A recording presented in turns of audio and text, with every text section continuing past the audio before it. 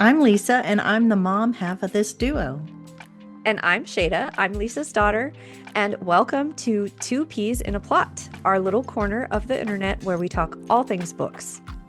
We read across genres and love everything from underrated gems to longtime favorites. And just a quick heads up while we try to avoid spoilers, we do talk about what we liked or didn't. So there might be a few light spoilers along the way just to give you some context. So if you love stories and want to grow your TBR, hit that subscribe button and join the plot. Hello, everyone, and welcome back. This book that we will be talking about today is a psychological thriller. This is not a genre I normally read, but the title grabbed me. So I checked it out at the library. So I wasn't invested in the book, and I've got the e format. And I was wondering, Shada, if you have ever read this particular genre. So I don't normally read psychological thrillers. I think I read regular thrillers. And I think a few psychological thrillers have kind of because it's like a subgenre of thrillers. A few have gotten in there, and some of them I love, and some of them it's tough with a psychological thriller because I feel like if you don't, they're usually very twisty and things aren't what they seem.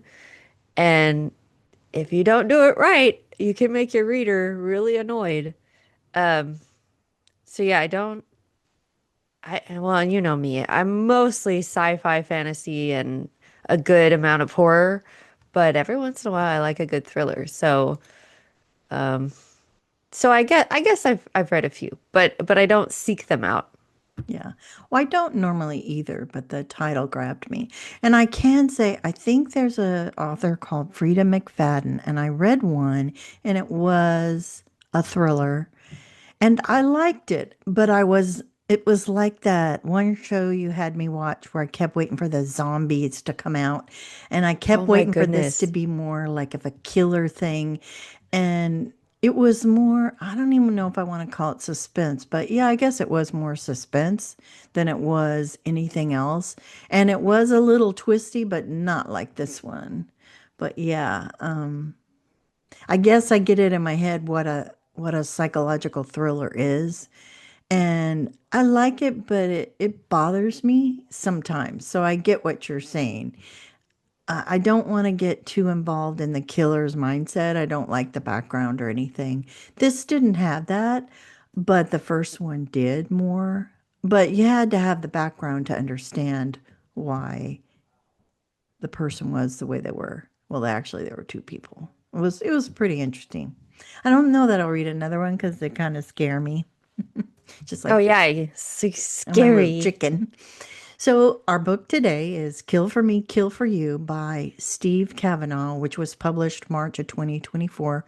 I've never read Steve Cavanagh before, but I just could not help but pick it up due to the title. And I don't know how to describe the book without giving things away. So, what I'm going to do is read the description from Goodreads. So it states one dark evening on New York City's Upper West Side, two strangers meet by chance. To me, they actually don't, but you'll see that more in the book. Over drinks, Amanda and Wendy realize they have much in common, especially loneliness and an intense desire for revenge against the men who destroy their families. As they talk into the night, they come up with a perfect plan. If you kill for me, I'll kill for you. In another city, another part of the city, rather, Ruth is home alone when the beautiful brownstone she shares with her husband Scott is invaded. She's attacked by a man with piercing blue eyes who disappears into the night. Will she ever be able to feel safe again while the blue-eyed stranger is out there? So that grabbed me. Plus the kill for me, kill for you. But the book revolves mostly around Amanda, and then you're introduced to Wendy and, of course, Ruth. Second to importance would be Scott, who is Ruth's husband, and Detective Faro, who is the main detective investigating the crime that involved the death of Amanda's daughter. He also helps Amanda get some therapy and looks after her at times to make sure she's doing okay. So he checks up on her. He's just a good detective. And at first, the book talks about the characters' each trauma they have gone through, and some touch on the kidnapping and death of a child, but does not describe too much in detail. It is just to help you understand the mindset of the character going through unimaginable grief and the anger felt towards the murderer. I usually won't continue a book with the death of a child, so just be aware if this may be upsetting to you. You may not want to go forward with the book. I almost stopped reading the book because it made me feel a little uncomfortable, but soon the story evolves in other ways, so the children's deaths are not brought up too much once you have established why the moms feel the way they do. So basically, the tension builds and builds as I guess a psychological thriller does, which was it was not a surprise, but I'm not used to that kind of tension. And it sure did make my adrenaline pump on high. I had a hard time relaxing after I would read it. I pretty much enjoyed reading it during the day because I couldn't read it before I went to bed at night. And I think also I've changed over the years. And when I read a mystery or thriller, I guess, I do not try so hard to figure out everything before the end. I rather enjoy letting the author take me on the crazy ride or journey to the end of the story. And if I feel surprised, then all the more better, which I definitely did in this book. Maybe I was a little too naive, who knows? Be prepared to go through many twists and turns throughout this book. I found it quite a surprising read due to the twists that I didn't always see coming. Pick up this book if you have not read it or thought it might be too suspenseful. If I can read it, so can you. I have never read this author but plan to again once I relax from this great read. I'm not a psychological thriller for enjoyment or relaxation. Yeah, I thought that was funny that you you couldn't read it at night. It was too scary. It was very scary. I guess it's suspense. The suspense would just put me in not a relaxing mood. So I have a hard enough time sleeping as it is. So this made it harder, even harder. I I know. think I that's think why. it's funny when people are like, "Oh, I make sure that I read a book before bed, and that just knocks me right out." I'm like, what books are you reading? Because the books that I read do not put me to sleep. But, but I guess I also skew more towards like action and horror. That does remind me. I know I've told you this story before, but I was during my master's program, I was reading like 10 books a month. It was a lot of reading, which Mhm. is great, but it does burn you out after a while. But I was reading a lot of horror at the time, like zombies. And I'm sitting there on my bed, and I have, as a good bookworm does, I have like a pile of books at the foot of my bed that I'd kind of forgotten about. And I kind of shifted position. One of the books fell off, scared me so badly because it was like 2 o'clock in the morning and it fell, and the thump that it made. I think I had to put my book down for a while and like take a little lap around the house to calm down because it sent my heart rate spiking. And then one time, Jada fell off my bed, which is Oh, different. And yeah. for our listeners, that's Jada's are my, I guess, early adulthood dog. I got her when I was 20 years old. And uh, yeah, she slept at the foot of my bed sometimes, but I had this little twin bed and she just I remember watching her one time too. She was on her back and she just kind of rolled over, and I think she thought there was more bed and there was not more bed, and she fell off, and then she got up and kind of looked at me like, "How dare you?" I'm like, "I didn't do that to you. You did that to yourself." Oh, But that didn't scare me. But the book shifting and falling off my bed, yes. So I could see, and I'm one of those people where I can watch something scary. Like we just watched 28 Years Later, which was not that scary. It didn't have enough zombies for me.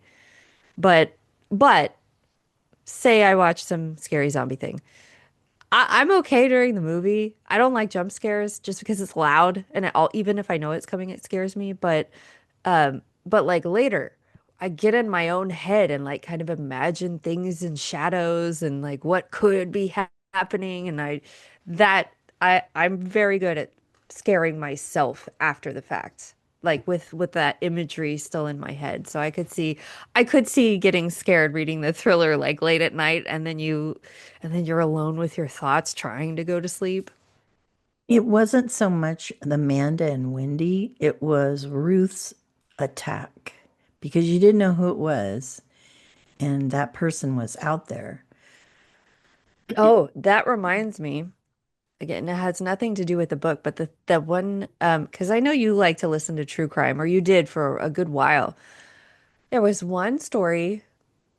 I mean, it's not a story, it's true, but this boy, you're probably familiar with the case too. I'm sure you've heard it. I think I heard it on Crime Junkie or something. So I'm sure lots of people have heard it, but there's this one boy who just decided like, I'm gonna be a murderer. And he just went door to door, just trying to open houses. So I, and someone left their door unlocked, and it was a horrible outcome for that family.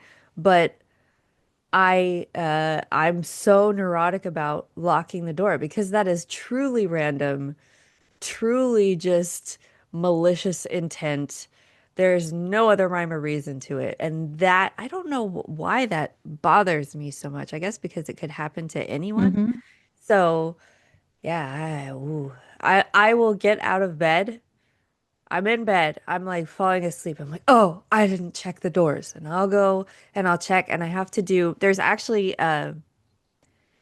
I can't remember if it's the fast rail trains in Japan or something, but they have a safety protocol where they will call out, like verbally call out the checks that they're doing.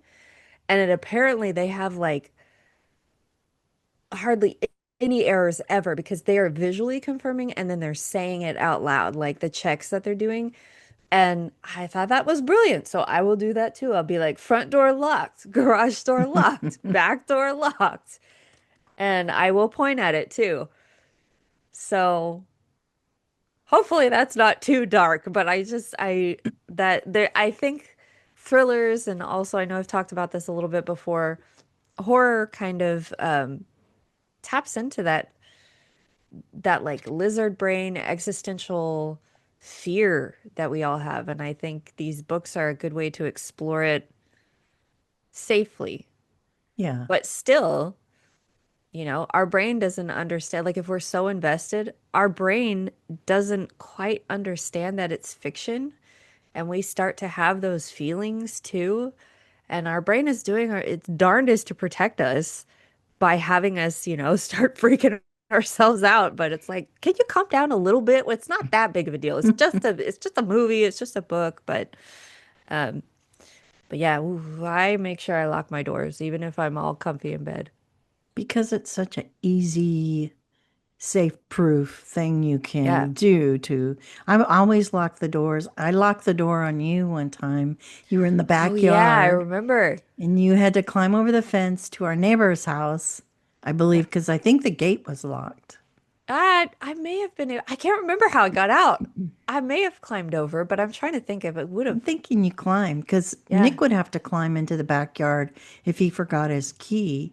And Yeah. sometimes we would have the back door unlocked, which would just, but we always had a German Shepherd in the backyard. So I wasn't so afraid if someone didn't lock the back door. Although the But German Shepherd in the backyard, when you locked me in the backyard, yeah, was not a scary German Shepherd. She it was was very Leia. sweet. Yes, it was Yeah, Leia, I think. And she was our friendliest yeah, one. it was so cold that day. I went Yeah, because I think there was a trampoline out there, and I was like, I'll just jump on the trampoline, and you had to go get Nick or something. I had to take Or Nick to karate. oh yeah, so you were gonna be gone for Uh-huh. hours.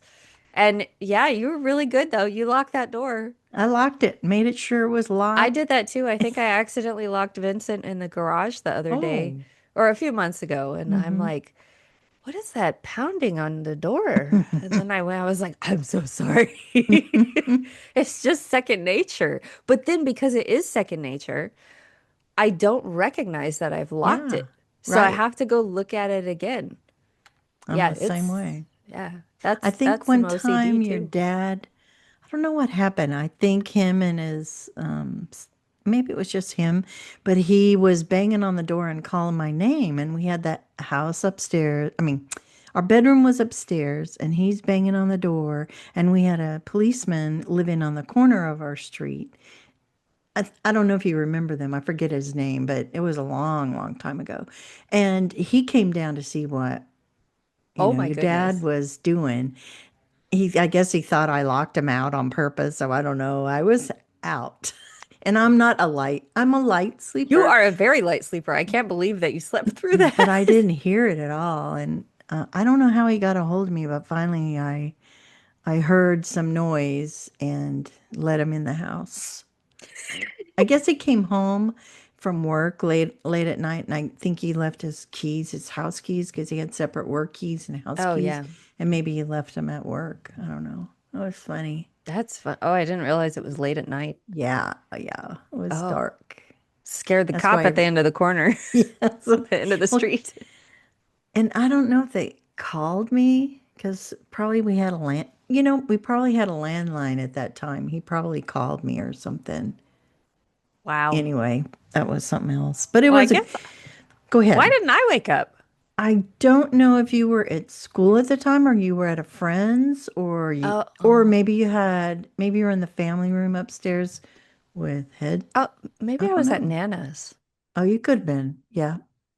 I mean, depending on when it was, because if it was that long ago, I was little, and Nick Yeah. wasn't probably He probably around. wasn't born. Yeah, Cause yeah, they left before Nick was born. yeah. So I was really little, I Yeah. think. Yeah, you could have been at your grandma's. Yeah. Anyway, this was a great book. I highly recommend it. Enjoyed it, even though it was out of my comfort zone. I'm glad I read it. The title just kept grabbing at me, and I had to know what was going on. I didn't expect the third person to have an issue. I thought it was just going to be between the two women, the book around the two women. You kill for me, I'll kill for you. Because I could have sworn there is a Columbo episode that has something similar Well, it's about Strangers on that. a Train, right? It's like the classic Well, Strangers on a that Train. too. And that's referenced in the book too. But yeah, I'm glad you enjoyed it, and I'm glad you I've been very impressed. You've been going out of your comfort zone with a hmm lot of books, which is really cool to see. I was looking back at my old Goodreads. You know how you can hit reverse? I don't know what year it was. I don't think it's everything, but I think back in the day, I used to keep these book journals before it was a thing. And I would make a publisher date, how many pages, put the author, the name of the book, and then my description of it. And unfortunately, I think I got rid of those because I never really looked back. And now I wish I had them. But because I can see my reading genres have changed quite a bit. I Oh, don't that's read interesting. I don't read the romance that I used to. I don't remember you reading romance, really. I mean, I'm sure you Yeah, did, but I don't remember you reading it. yeah. I know you said it surprised me that you started reading romance like when you were really young. That's all I kind of knew. I was trying to find. Um, So you're like, I want to read, but I don't really know what's I out didn't. there. So Nothing I'll was have really these clicking, these and the little harlequins. only thing that clicked was the Harlequins. They were very basic, and sometimes, and it was more about the like. I think there was one set in Australia or New Zealand, and it just I don't know. It just takes you out of your world for a little bit. But I think I read them really fast. They were really short. And I would use my babysitting money and That's ride so my cute. bike down to the drugstore and pick up the newest Harlequin. And they didn't Yeah. turn them over, but I don't remember a library being close to us. It was really, really far away. You had to have a car. And my mom, was busy working. So was my dad. So on the weekends, they didn't want to go to the library. And maybe the few times that she did go, I remember one time going, I didn't know what to look for. So I didn't read when I was younger, which surprises me. But my English professor, thank you. I don't remember his name, but he was wonderful. And he got me reading Tom Clancy. And ever since then, that was kind of my genre. Every year, Tom Clancy would come out with a book, and I loved that. And what would you call that? That's like a political thriller, right? Or like a spy It's a thriller. spy political thriller during the Cold War, which, didn't have all the That's your technology. little That's cozy my era. niche. Yeah, Yeah, I the like that. Cold War era Tom Clancy novels. Yep, loved him. Which And I loved his again, I think is character. very interesting because you don't really read. I don't remember you. I knew that you loved those Tom Clancy books, Hmm. but they were kind of like, it seemed like a relic of like, okay, she loves these books, but she doesn't read anything like that aside from those. Yeah. That was always my I couldn't perception. find anything else. I didn't really have the time to go because I was raising y'all. Oh I yeah, didn't really have sorry. yeah. But I Sorry. loved raising y'all. Y'all were a joy. And I could always count on that one book. And I think when I would get Christmas money, I'd get probably around, I know this is probably sounds little now, but it was a lot back then. It was 25 to $35. And I would buy about five, and I would buy hardbacks because I Oh wanted the wow. newest book of whatever. And Tom Clancy always had one at Christmas. My dad would get me one. He never knew what to get me. I said, if you just buy me the hardback Tom Clancy, I will be happy, happy, happy, happy. So he'd give me that. And then I buy five hardbacks of what I don't know, whatever appealed to me at the time. I just go shopping. And that would last me the whole year because I didn't have the time to read. Anyway, it's just fun to remember all that stuff. Anyway, Goodreads had all that list, and I'm like, I wouldn't read I that. wouldn't read that And I again. did read a lot of cozies, a lot of cozies, which I still like, but I think I've just gone through that genre, and now I'm like, they call it adjacent cozies, and I don't know what you call these other books that are from older author.